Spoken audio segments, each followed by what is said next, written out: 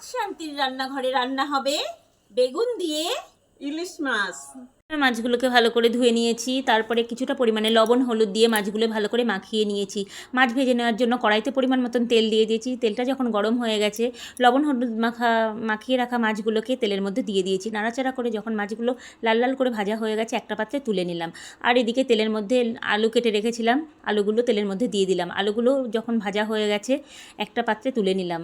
তুলে নিয়ে তারপরে বেগুনগুলোও তেলের মধ্যে দিয়ে দিলাম। বেগুনগুলো ভাজা হয়ে গেলে একটা পাত্রে নামিয়ে নিলাম।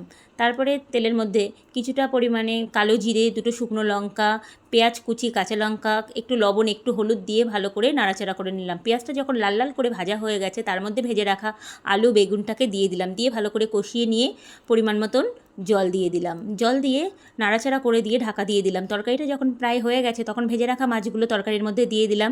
তো বন্ধুরা দেখো, আমার ইলিশ মাছ বেগুন দিয়ে রান্না রেডি। বন্ধুরা, আমাদের ইলিশ মাছ দিয়ে বেগুনের তরকারি রেডি হয়ে গেছে। আসো এবার মাকে খাইয়ে নি।